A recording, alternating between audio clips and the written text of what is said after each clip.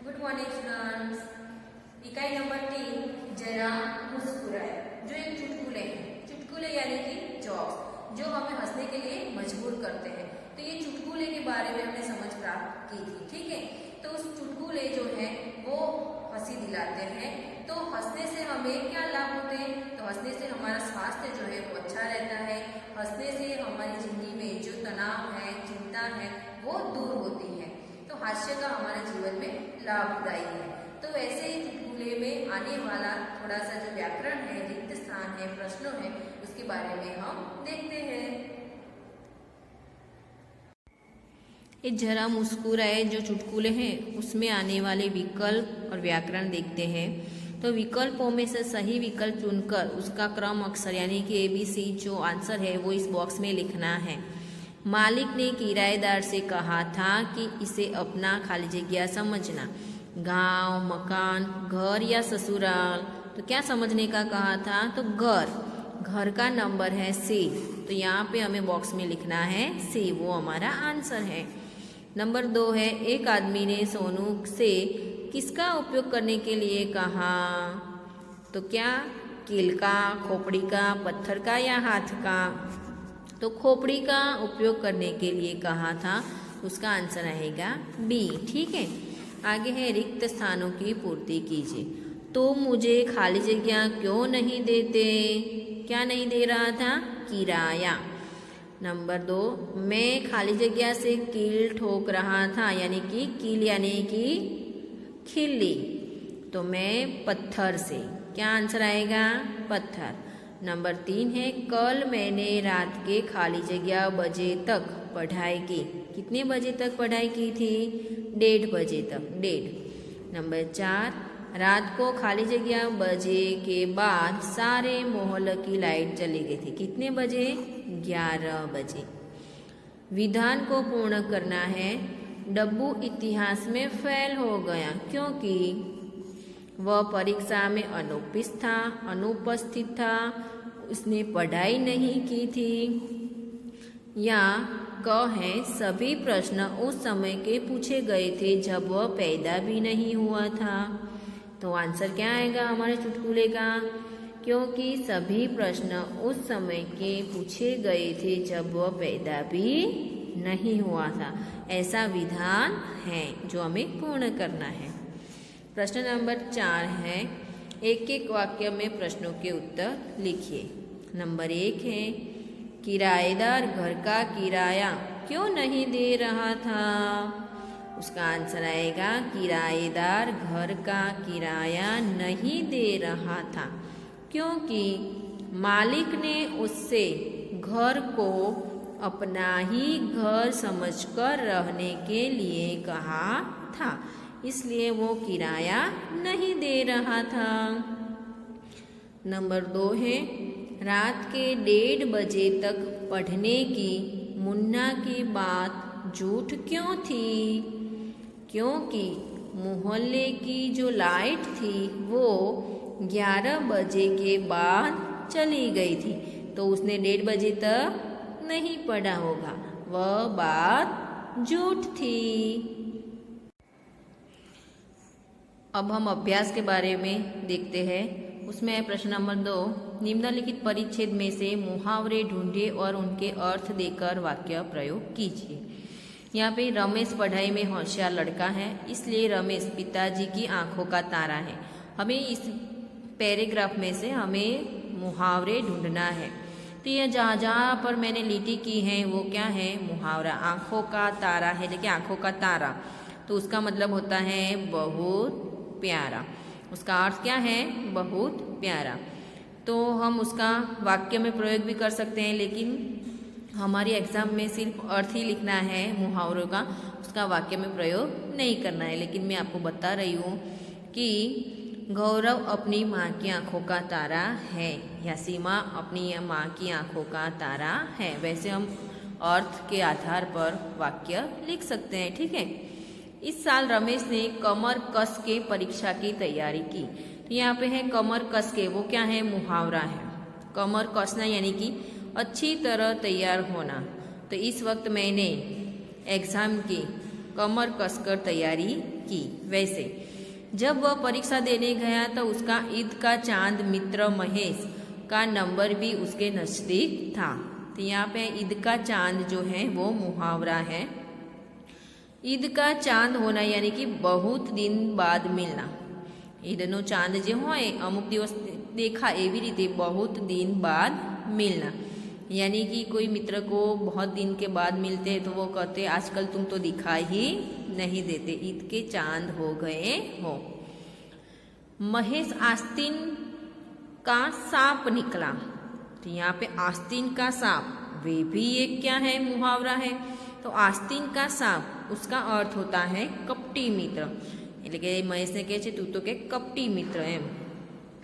और वह अध्यापक की नज़र चुरा के रमेश की कॉपी में से नकल कर रहा था।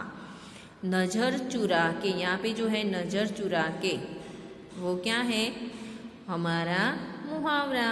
नज़र चुराना यानी कि किसी का ध्यान न जाए इस तरह से काम करना, किसी का हमारी तरफ ध्यान न हो वैसे काम करना। तो अपराधी जो होता है वो पुलिस की नज़र से नज़र चुराकर भाग जाता है, वो हम वाक्य लिख सकते हैं।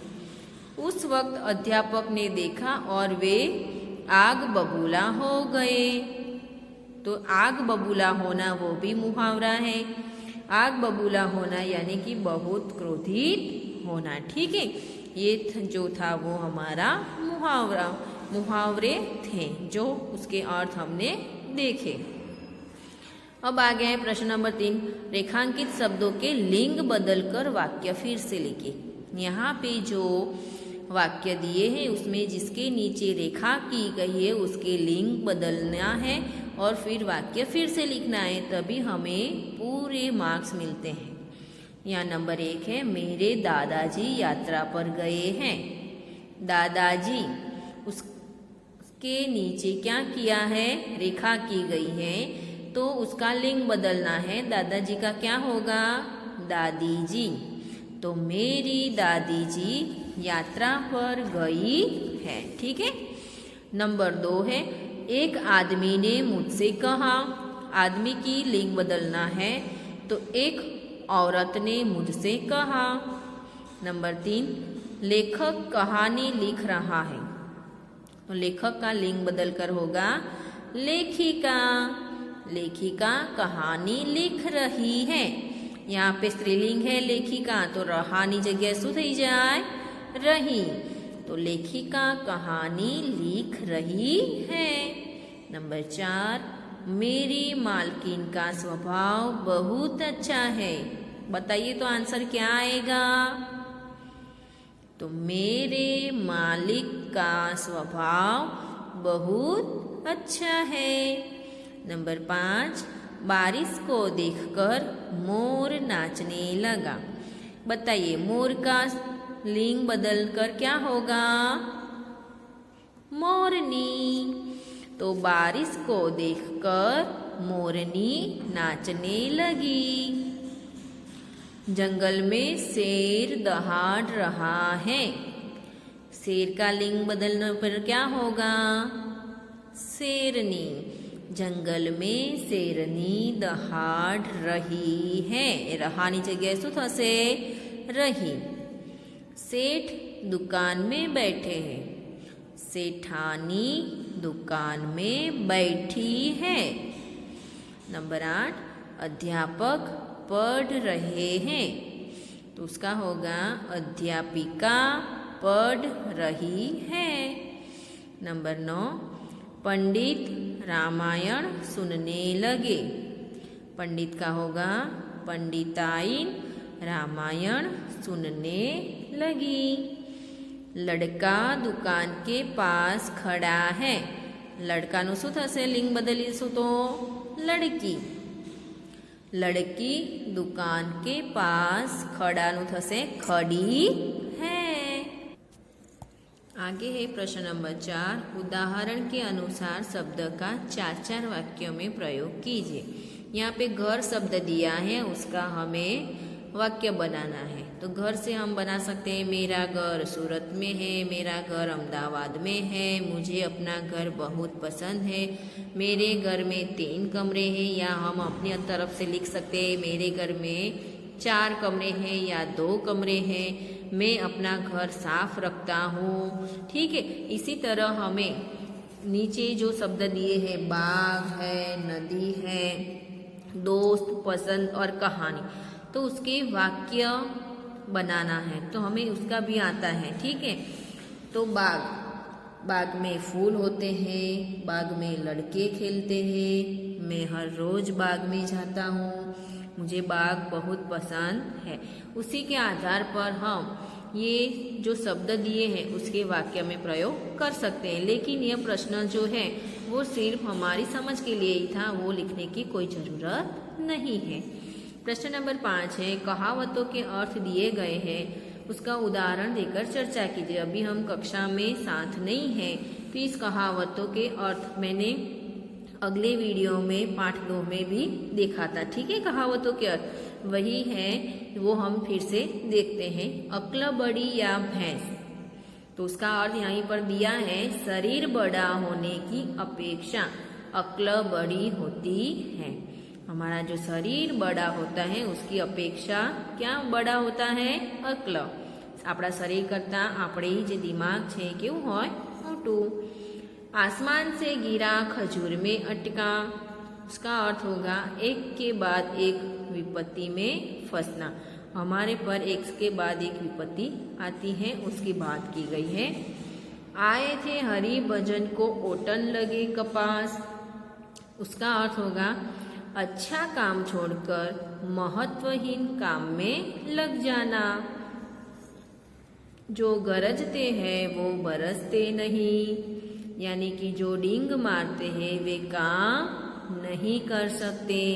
जो बोल बोल करते हैं, गरजते हैं, वो अपना कुछ काम नहीं कर सकते। वैसे जैसी करनी वैसी भरनी, जो हम अक्सर बहुत इसका यूज करते हैं, जैसी करनी वैसी भरनी, यानी कि जो जैसा करता है उसको उसी के अनुसार फल भुगतना पड़ता है।